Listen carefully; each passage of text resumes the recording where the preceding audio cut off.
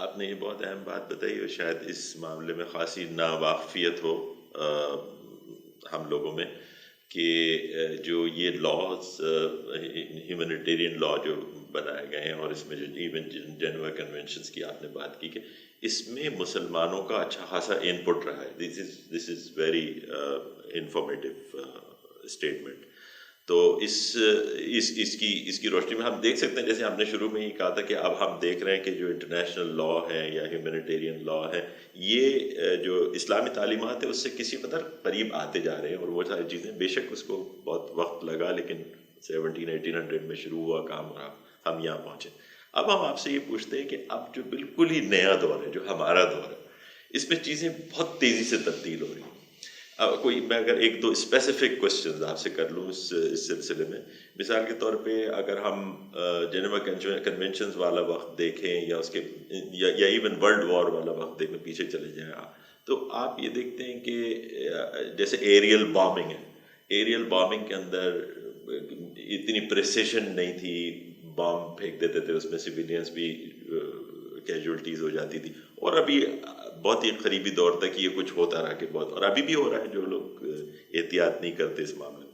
لیکن اب ٹیکنالوجی نے اتنا پریسیشن آپ کو دے دیا ہے کہ ان لاس کو تو اور سخت ہو جانا چاہیے کہ اب جو جس کو کہتے ہیں نا کولیٹرل ڈیمیج، اس کا اندیشہ اور اس کا امکان کم سے کم ہو جاتا ہے. کوئی کامنٹ کریں گے اس پہ کہ بالکل صحیح ہے. مطلب جو یعنی آپ نے جو بات کی ہے وہ یعنی اس کا ڈس ایگری تو ہوا ہی نہیں. جب واقعی پریسیشن یعنی اب جو ویپنز آ رہے ہیں اس میں پریسیشن کی اور یہ کہ آپ بالکل ٹارگیٹڈ جو ہے وہ کسی کو ہٹ کریں، وہ چیزیں اس میں زیادہ اچھے طریقے سے آ رہی ہیں. اور اس میں یہ کہ آپ ظاہر ہے جو جنگ میں یعنی جنگ میں آپ کو جنگ ایک ناگزیر شر ہے نا جس کو کہا جاتا ہے. بعض اوقات جب ہم یہ اسٹیٹمنٹ دیتے ہیں تو لوگ حیران ہوتے ہیں کہ جب آپ یہ کہتے ہیں کہ جنگ میں کسی کو قتل کرنا جائز ہے تو ظاہر ہے جنگ میں آپ کسی پھول کو نہیں پھینکتے. یعنی اگر جنگ کا جواز موجود ہے اور ظاہر ہے جنگ کا جواز جو ہے وہ ہے ہی موجود ہے، اس کو اس سے آپ انکار نہیں کر سکتے. قرآن کئی جگہوں پہ کہتا ہے وقاتلوا فی سبیل اللہ، لڑو. تو چونکہ انسان کی زندگی میں، قوموں کی زندگی میں، ریاست کی زندگی میں ایک لڑنے کا وقت بھی آتا ہے کہ جب کسی فتنے کو جو ہے ریموو کرنے کے لیے لڑنا پڑتا ہے، کہ ڈیفینس کے لیے لڑنا پڑتا ہے. تو اس میں یہ کہ جس کو ہٹ کرنا جو ہے وہ جنگ میں قانون آپ کو حق دیتا ہے. وہ جیسے آپ کہہ رہے ہیں بالکل پہلے بہت مشکل تھا، اب بہت آسان ہو گیا ہے، پریسیشن بہت کافی ہو گئی. اس کے ساتھ ساتھ یہ بھی ہے کہ بہت بڑے پیمانے پر تباہی پھیلانے والے ہتھیار بھی آ گئے ہیں. اور جہاں پہ پھر چونکہ جنگ میں قانون کو اس طریقے سے نافذ کرنا جو ہے دنیا کا مشکل ترین کام ہے کہ جب ایک انسان یا ایک فوج یا پورا گروہ جو ہے وہ غصے میں ہوتا ہے، انتقام بھی اس میں ہوتا ہے، تو پھر اس میں ظاہر وہ بہت ساری وائلیشن جو ہے وہ کر لیتا ہے. لیکن یہ بات صحیح ہے کہ اب اس معاملے میں کافی آسانی جو ہے وہ آتی جا رہی ہے. اور جو ادارے اس حوالے سے کام کرتے ہیں دنیا میں اس قانون کو پروموٹ کرنے کے حوالے سے، یا ان کی کوشش یہ ہے کہ کوئی اس کی امپلیمنٹیشن کے لیے کوئی میکینزم جو ہے وہ بنا جائے. جیسے international code of criminal code ہے جو کہ 1999 میں ابھی وجود میں آیا ہے اور جو بہت ایک فلیجلنگ اسٹیج میں ہے. ابھی ظاہر اس کا وہ نہیں ہے، لیکن یہ کہ ایک چیز تو بن گئی ہے جو کہ پہلے نہیں تھی. پہلے کوئی ٹریبیونلز تھے جس پہ کئی تنقید ہوتی تھی، تو وہ لوگ اس پہ بھی کام کر رہے ہیں کہ یہ رولز بھی مزید سخت ہوتے جائیں.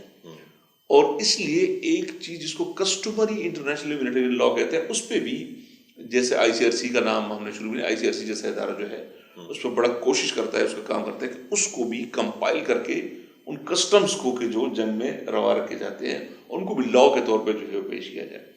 تو وہ ساری چیزیں اپنی جگہ پہ موجود ہے، لیکن یہ کہ ضرورت یہ ہے کہ ان چیزوں کو زیادہ سے زیادہ جو ہے وہ ایک طرح سے ڈسکشن میں لایا جائے. اس کو جو ہے آپ جو مثال کے طور پر لڑنے والے جو لوگ ہیں ان کی کریکولم میں ان کو ان چیزوں کو شامل کیا جائے. اور پھر یہ کہ یہ باور کرایا جائے کہ جو بھی لڑنے والا ہے، چاہے وہ کوئی فوج میں لڑنے والا ہو، چاہے وہ غیر فوجی ہو لڑنے والا، لیکن یہ کہ ان قوانین کے امپلیمنٹیشن سے الٹیمیٹلی اس کو فائدہ ہوگا. تو اگر یہ چیز جو ہے دنیا میں ہائی لائٹ کی جائے، نمایاں کی جائے، جتنی بھی ظاہر ہے یہ بہت مشکل کام ہے، لیکن یہ کہ یہ کام جتنے اچھے طریقے سے ہوگا تو شاید اس میں امپلیمنٹیشن کا کام جو ہے وہ بہت کافی اس میں ایک آسانی ہوگی. لیکن چھوٹی سی بات جو میں یہاں پہ کرنا چاہوں گا وہ یہ کہ جو انٹرنیشنل ہیومینیٹیرین لا ہے، جب ہم اس کی بات کرتے ہیں تو عام طور پہ ہمارے ذہن میں ایک خاص سائیکی سے ہم سوچ رہے ہوتے ہیں، اور وہ سائیکی ہوتی ہے وکٹم سائیکی، یعنی کہ وہ جیسے کوئی مجھے ہٹ کر رہا ہے، میں اس حوالے سے سوچ رہا ہوتا ہوں. جبکہ اس میں دونوں چیزوں پہ ایک تو سوچنا چاہیے کہ مثلا یہ کہ کسی کے ساتھ جو ہے اگر ایک ریاست کے خلاف کوئی جو ہے وہ زیادتی ہوئی اور وہ اپنی اس زیادتی کا کوئی وہ کر رہا ہے تو اس کو کیسے جو ہینڈل کر رہا ہے، ایک تو یہ ہے. دوسری بات یہ کہ انٹرنیشنل ہیومینیٹیرین لا کے بہت سارے اور پہلو ہیں جو صرف ہٹ کرنے والے نہیں ہیں، جس میں صرف بام پھینکنا اور گولی مارنا یہ نہیں ہے، بلکہ اس میں بہت سارے، مثال کے طور پہ اگر میں آپ کو یہ کہوں کہ جنیوا کنونشنز میں جو پہلی 2 جنیوا کنونشنز ہیں وہ تو فوجیوں کے حقوق کے حوالے سے، لیکن جو تیسرا جنیوا کنونشن ہے وہ تیسرا اور چوتھا جنیوا کنونشن جو ہے وہ سویلینز اور جو جنگی قیدی ہے ان کے حقوق کے حوالے سے. تو جنگی قیدیوں کے حوالے سے اور سویلینز کے حوالے سے انٹرنیشنل ہیومینیٹیرین لا کی وجہ سے بہت سارا ایسا کام ہو رہا ہے دنیا میں پازیٹیولی کہ جو لوگوں کو شاید نظر نہیں آتا. اس کی وجہ یہ کہ ہماری عادت یہ ہے کہ ہم عام طور پر نیگیٹو چیزوں کو زیادہ شوق سے جو سنتے بھی ہیں، اور میڈیا بھی اس کو ہائی لائٹ کرتا ہے، ظاہر اس طرح سے ہائی لائٹ نہیں کیا جاتا. اس وقت بھی دنیا میں لاکھوں، شاید ایگزیجریشن ہوگا لیکن ہزاروں تو ہیں ہی قیدی ایسے موجود ہیں کہ جن کو آئی ایچ ایل کی وجہ سے ایسے ادارے ان کی بھلائی کے لیے کام کرتے ہیں. ان کی بھلائی کا مطلب ان کو رہا کرنا نہیں ہے، اس لیے کہ وہ ایک اور کام ہے رہا کرنا، لیکن یہ کہ کسی قیدی کے ساتھ قانون کے مطابق سلوک ہو جائے، کسی قیدی کو ایک ہیومین انوائرمنٹ جو ہے وہ فراہم کیا جائے. اور یہ ظاہر اسلام کی تعلیمات ہیں.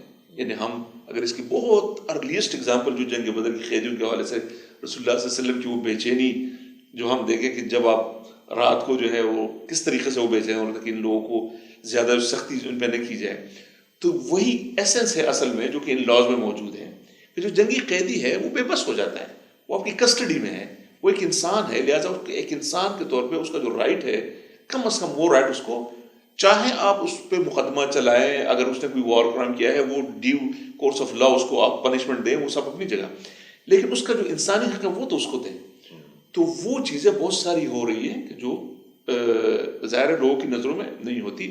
اس طرح سویلین آبادی جو ہے مثال کے طور پہ ابھی ریسنٹلی جو انٹرنیشنل کنفلکٹ دنیا میں ہو رہا ہے، کئی جگہوں پہ ہو رہا ہے، تو وہاں پہ جس کو ہیومینیٹیرین کوریڈور کہتے ہیں، تو یہ جو انسانی ہیومینیٹیرین ورک کرنے والے ادارے ہیں وہ اسی آئی ایچ ایل کی بنیاد پہ جا کے ان لڑنے والے فورسز سے وہ ہیومینیٹیرین کوریڈور لیتے ہیں، پھر ان سویلینز کو کوئی امداد پہنچاتے ہیں. تو وہ ساری چیزیں جو ہیں وہ بھی نظر میں رکھنی چاہیے. یہ اچھی ڈیولپمنٹس ہیں، اور یہ نیکی اور بدی کی جنگ جو ہے وہ تو بہرحال چلتی رہے گی. وہ بھی نیگیٹو اسپیکٹس ہمارے انسانی معاشروں کے رہیں گے، اور اس کے ساتھ یہ ایک پازیٹیو چیز ہے، اس کو سراہنا بھی چاہیے اور اس میں اپنا حصہ بھی ڈالنا چاہیے. لیکن جو آج کی دنیا میں میرے خیال سے یہ ہم اس کے بعد اپنے گفتگو کو وائنڈ اپ کر دیں گے، کیونکہ میں آپ کو بالکل آج کے معاملات کے اوپر کچھ کامنٹس آپ سے لینا چاہ رہا ہوں. ہم آج یہ دیکھتے ہیں کہ ایک طرف تو یہ اچھا کام ہو رہا ہے کہ لاز ریفائن ہو رہے ہیں، کچھ ہیومینیٹیرین لیول پہ کام ہو رہا ہے، این جی اوز کام کر رہی ہیں اور دوسرے ادارے کام کر رہے ہیں بین الاقوامی. لیکن ساتھ ساتھ دوسری چیزیں جو یہ ہو رہی ہے نا کہ جس کو ہم آج کل ایک اصطلاح استعمال ہوتی ہے 5th جنریشن وار. اس میں آپ صرف کمباٹ، صرف لڑائی نہیں لڑتے، بلکہ ایک سمجھیں کہ ایک کیمپین چلائی جاتی ہے، آرکسٹریٹڈ کیمپین. مثال کے طور پہ ایک خاص قسم کے لوگوں کو یا ایک خاص نیشن کو ڈیمونائز کرنے کی، کہ وہ ڈیمونائز جب ہو جائیں تو اس کے بعد ان کو مارنا پیٹنا بھی آسان ہو جاتا ہے. اور ایسا ہوا ہے ہماری حالیہ تاریخ کے اندر، ایسا ہوا ہے. تو یہ نیگیٹو اسپیکٹس ہیں جو کہ ساتھ ساتھ چلتے ہیں. مثال کے طور پہ آپ اگر پچھلے 10-15-20 سال کے اندر جا کے کسی بھی بک اسٹور کے، آج ہم اسلام آباد میں بیٹھے، آپ جا کے کسی بھی بک اسٹور کے اوپر کتابیں دیکھ لیں تو کون سی کتابیں نظر آئیں گی؟ سب سے زیادہ جو موضوع جس کو ڈسکشن کا بحث موضوع بنایا جا رہا ہے وہ ہے ٹیررزم. آپ کو سب سے زیادہ کتابیں مل جائیں گی، بہت چھپ رہی ہیں کتابیں، اور ظاہر ہے کہ یہ انڈیویجولس خالی نہیں ہوتے جو یہ کام کرتے ہیں. تو یہ نیگیٹو چیزیں بہرحال چلتی رہتی ہیں. آپ میں آپ کو موقع دوں گا کہ آپ اس سینیریو پہ جس میں ہم زندہ ہیں، جس دنیا میں، اس کے بارے میں کچھ کنکلوڈنگ ریمارکس دے کے پھر ہم اپنا پروگرام ختم کرتے ہیں. دیکھیے دیکھیں اچھی بری چیزیں تو دنیا میں چل رہی ہے، اور اس میں ظاہر ہے مختلف ادارے ہیں دنیا میں، وہ اپنے اپنے مینڈیٹ کے مطابق جو ہے کام بھی کر رہے ہیں، اور کچھ اچھی کوششیں بھی ہو رہی ہیں. لیکن یہ کہ دو اپروچز ہیں. ایک یہ ہے، میرا یہ خیال ہے کہ دو اپروچز ہیں. ایک یہ کہ ایک دنیا میں ایک نظام چل رہا ہے، اور اس نظام کے اندر جو ہے یا تو یہ کہ آپ اس کو بالکل ریجیکٹ کریں اور اس سے باہر نکل جائیں اگر آپ افورڈ کر سکتے ہیں. اگر آپ نہیں افورڈ کر سکتے تو اس نظام کے اندر رہ کے آپ اس کو اس میں سے اپنا اس کو اون کر کے اس میں سے جو ایک طریقہ ہے، لیگل طریقہ ہے، اس طریقے سے اپنے حق کو حاصل کرنے کی کوشش کریں، اور اس میں ایسرٹ کریں اپنے آپ کو. اور ایسرٹ کرنے کے لیے میرا خیال ہے کہ سب سے زیادہ ہمیں ضرورت ہے تعلیم کی، ہمیں ضرورت ہے انٹلیکچوئل کیپیسٹی کی، ہمیں ضرورت ہے کہ ہم ایشوز کو صحیح طریقے سے اس کے صحیح پرسپیکٹیو میں سمجھیں، اور پھر یہ کہ اس کو ہم ایک غیر جذباتی انداز میں پریزنٹ بھی کریں دنیا کے سامنے، اور اس کو جو صحیح فورم ہے وہاں پہ جا کے ہم اس کو اس طریقے سے پرزور طریقے سے جو ہے وہ ایسرٹ کریں کہ یہ معاملہ جو ہے اس طریقے سے وہ چلے گا. تو مجھے تو لگتا ہے کہ یہ زیادہ ایک بہتر طریقہ ہے سروائیو کرنے کا، پنپنے کا، اور اپنے آپ کو جو ہے آگے جو ہے لے جانے کا، بجائے اس کے کہ ہم کچھ چیزوں پہ کڑتے رہیں اور ہم کہیں کہ یہ چیزیں جو ہے غلط ہو رہی ہے. ہاں، ہمیں معلوم ہونا چاہیے کون سی چیز غلط ہو رہی ہے اور کون سی چیز صحیح ہو رہی ہے، اور اس کو کاؤنٹر بھی کرنا، اور غلط کو غلط کرنا کہنا چاہیے، اور اس کو ضرور جو ہے وہ ایسرٹ بھی کرنا چاہیے. لیکن میرا یہ خیال ہے کہ ہمیں بہت ساری چیزوں میں ہم بہت سارا کام کر سکتے ہیں، اور شاید اس میں ہم تھوڑا سا لیگ کرتے ہیں. یہ چیز جو ہے وہ دور ہونی چاہیے، اور اس میں جو ہماری نئی نسل ہے وہ بہت زیادہ جو ہے میرا خیال ہے کہ ان کے پاس اب کیپیبلٹی بھی ہے، کیپیسٹی بھی ہے، اور ان کے پاس ایک انرجی بھی ہے، اور ان کو آگے بڑھ کے جو ہے ان چیزوں کو سمجھ کے جو ہے آگے بڑھنا چاہیے. بہت بہتر. میرے خیال سے آخر میں آپ یہ فرما دیجئے کہ ہمارے نوجوانوں کے لیے، ہمارے لیے بھی، کیونکہ ہم بہت کم علم ہیں ان معاملات میں، what are the resources available today جن کی طرف ہم رجوع کریں، اور ان سے کچھ یہ چیزیں اپنی تاریخی حوالے سے بھی، اور دوسرے یہ کہ آج کل جو معاملہ چل رہا ہے اس کے حوالے سے بھی اپنے آپ کو ان ٹیون کر سکیں کہ ہم آج کی دنیا کے مطابق اپنے فیصلے کر سکیں، اپنی سوچ کو ڈھال سکیں. چونکہ آپ نے سوال ذرا بہت زیادہ جو ہے جنرل کر دیا، ہمارے لیے تھوڑی مشکل ہو جائے گی. لیکن یہ کہ اور نہ میں اپنا اتنا مقام نہیں سمجھتا، لیکن صرف یہ کہ جو میری فیلڈ ہے انٹرنیشنل ہیومینیٹیرین لا کے حوالے سے، اور اس حوالے سے اسلام کا کیا سٹینس ہے، یا مسلمانوں کا کیا سٹینس ہے اور کیا ہونا چاہیے، اور میرا خیال ہے کہ یہ کسی طرح سے بھی کم اہم موضوع نہیں ہے. ہمارے آج کے جو چیلنجز ہے، جس میں جو ہے آپ نے ڈیمونائزیشن کی بات کی، تو بہت ساری مس انڈرسٹینڈنگ اس حوالے سے، اور اسلام جو ہے میرا خیال ہے کہ اس حوالے سے the most miss understood religion ہے، جنگ کے حوالے سے خاص طور پہ. تو ہمیں ان چیزوں کو اچھی طریقے سے پہلے تو خود سمجھنا چاہیے. پھر یہ کہ کچھ ہمارے اپنے لوگ بھی ایسے ہیں کہ جو مس ریپرزینٹ کر جاتے ہیں، اور ظاہر چیزوں کو جو ہے وہ، مثال کے طور پر اگر میں آپ کو سلیوری کی مثال دوں کہ سلیوری کے حوالے سے ایک امپریشن یہ ہے کہ شاید یہ اسلام نے اس کو انوینٹ کیا، اور غیروں کے ہم کیا بات کریں، ہمارے اپنے بہت سارے نوجوان مجھ سے پوچھتے رہتے ہیں کہ، تو حالانکہ بالکل غلط بات ہے. سلیوری جو ہے یہ ایک انسٹیٹیوشن تھا، دنیا میں موجود تھا، رسول اللہ صلی اللہ علیہ وسلم آئے بہت سارے دوسرے انسٹیٹیوشن کے ساتھ، اس کو کس طریقے سے آپ نے ریفارم کیا. اور اس وقت جو ہے ہم دنیا میں چونکہ بین الاقوامی برادری کا حصہ ہے، تو جو انٹرنیشنل ٹریٹیز ہے جس کا ہم حصہ ہیں، چونکہ سلیوری کبھی فرض کبھی نہیں رہی، آبلیگیٹری کبھی نہیں رہی، ایک چیز تھی جو موجود تھی، اور اب ایک انٹرنیشنل ان ٹریٹیز کی وجہ سے وہ بین ہو گئی، ہم اس کا حصہ ہیں، ہمارے لیے بھی وہ بین ہو گئی. تو لیکن ایک اسلام نے اس کو اس طرح سے ٹریٹ کیا، وہ اتنا خوبصورت ایک چیپٹر ہے جس کو دیکھنا چاہیے اور پڑھنا چاہیے، اور دنیا کو بتانا چاہیے کہ کس طریقے سے اسلام نے غلامی کے حوالے سے جو ریفارمز کی، اور جس طریقے سے اس میں کتنے پہلو ہیں سمجھنے کی. جو IHL ہے یا سیر کا جو موضوع ہے، اس میں محمد بن حسن شیبانی کی میں نے بات کی، ان کی کتابیں آج بھی موجود ہے، اور ان کا جو السیر الصغیر جس کو کہتے ہیں، جس کو ہمارے مرحوم ڈاکٹر محمود احمد غازی نے انگلش میں اس کا ترجمہ کیا ہے، اور IRI جو اسلامک ریسرچ انسٹیٹیوٹ ہے اس نے چھاپا ہے. وہ بہت خوبصورت کتاب ہے. اس میں ڈاکٹر غازی صاحب نے پریفیس بھی لکھا ہے، تو اس کو پڑھ کے آپ کو اندازہ ہوگا کہ کس طریقے سے اسلام نے ان معاملات کو ٹریٹ کیا ہے. اس کے بعد جو ہے اردو میں، بلکہ انگلش میں ایک ہے ویسے عربی میں بہت ساری کتابیں موجود ہیں، لیکن شاید عربی جو ہے بہت زیادہ لوگ نہیں سمجھتے. جیسے ڈاکٹر وہاب الزحیلی کی ہے، ڈاکٹر یوسف القرداوی کی. ابھی انہوں نے فقہ الجہاد پہ انہوں نے اب تقریباً کی آخری جو بڑی کتاب تھی، انہوں نے فقہ الجہاد پہ 2 جلدوں میں بڑی خوبصورت کتاب لکھی ہے، جس میں آدھا حصہ جو ہے وہ انہی آداب القتال پہ یا جو ایتھکس آف وار پہ وہ مبنی ہے. اس طریقے سے ایک ہمارے ہیں ڈاکٹر احمد داؤدی، جو ایک ایجپشن پروفیسر ہیں.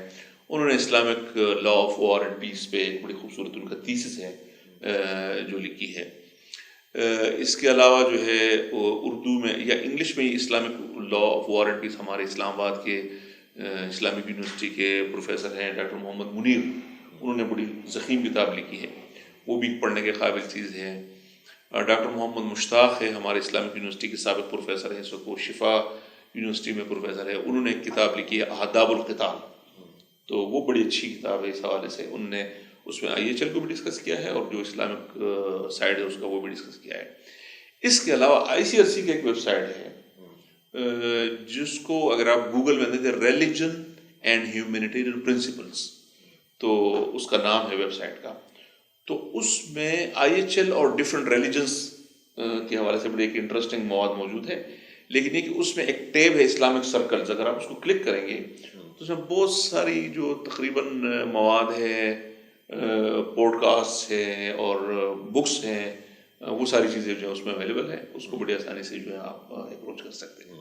ایک بڑی جو سمجھنے کے مائل سٹون سمجھ لیں ہماری پاک و ہند کی تاریخ میں، جو کتاب بڑی مارکت الآراء سید ابو العلا مودودی نے الجہاد فی الاسلام کے نام سے. مجھے بہت افسوس ہے کہ میں نے سب سے پہلے بولنا تھا، لیکن وہ میں اسکپ کر گئے، کسی طرح سے مس ہو گیا بات. یعنی وہ بات ہاں بالکل صحیح بات ہے. یہ جتنی بھی تقریباً لوگوں نے کام کیا ہے بعد میں نہیں سمجھتا کہ ان میں سے کسی نے بھی الجہاد فی الاسلام کو پڑھے بغیر یہ کام کیا ہو. یعنی وہ اتنی ایک بنیادی کتاب ہے. اور الجہاد فی الاسلام میں یہ بہت انٹرسٹنگ اس کی ظاہر ہے، بہت سارے لوگ اس کی پتہ ہے کہ مولانا محمد علی جوہر جو ایک بڑے یعنی درد دل رکھنے والے مسلمان لیڈر تھے، اور اس زمانے میں یہ 1900 میرا خیال ہے کہ 1920s کا زمانہ تھا، کہ جب اس زمانے میں جہاد کے خلاف جو ہے جو برٹش انڈیا تھا، اس میں جہاد کے خلاف بہت زیادہ پروپیگنڈا تھا. اور تقریباً ملتا جلتا ہی زمانہ ہوا آج کے زمانے سے. میرا خیال ہے آج کا زمانہ اس سے کافی بہتر ہے. اس زمانے میں بہت ایک اسٹیگننٹ صورتحال تھی، اور لوگ بہت ہی جو ہے وہ ایک مایوسی میں تھے. اور انٹلیکچولی بھی جو ہے نا وہ پچھلا وہ تو ورثہ تو موجود تھا، لیکن یہ کہ ماڈرن کنٹمپرری اس میں جو ہے لٹریچر موجود نہیں تھا. تو اس مولانا محمد علی جوہر نے یہ ایک خواہش کا اظہار کیا کسی جلسے میں کہ کوئی نوجوان ہو انٹلیکچوئل اور جہاد کے حوالے سے کچھ لکھے اور دنیا کو بتائے کہ جہاد کی حقیقت کیا ہے. اور مولانا مودودی جو کہ نوجوان تھے، اس کوئی 22 23 24 سال کے، انہوں نے یہ کتاب پھر لکھی. اور میرا خیال ہے کہ ایک ایسی کتاب ہے کہ حیرت کی بات ہے کہ مولانا مودودی وہ سو اپڈیٹڈ، وہ اتنے اس زمانے کے جتنے بھی انٹرنیشنل لاز ہے اس کا بھی وہ ذکر اس میں کرتے ہیں. اور ایسی کتاب ہے کہ آج تک یہ بالکل کمپلیٹلی ریلیونٹ ہے. یعنی ابھی تک اس کو جو ریلیونس ہے وہ کسی طریقے سے جو ہے وہ کم نہیں ہوئی. اور اسپیشلی پھر جو آداب القتال ہے وہ بھی انہوں نے بڑی تفصیلی اس میں جو ہے ڈسکس کیا ہے. So that's one of the most important books. جناب ڈاکٹر صاحب، ہم آپ کے بہت شکر گزار ہیں کہ آج اتنے اہم موضوع پہ جو عام طور پہ ڈسکشن میں نہیں آتا، آپ نے ہمیں وقت دیا اور ہمیں بہت کچھ سیکھنے کا موقع ملا. اور یقیناً ہمارے جو ناظرین اس پروگرام کے انہوں نے بھی استفادہ سے کیا ہوگا. ایک بار پھر آپ کا بہت بہت شکریہ. انشاءاللہ آئندہ بھی آپ کو کسی موضوع پہ زحمت دیں گے. جزاکم اللہ، آپ کا بہت بہت شکریہ. السلام علیکم.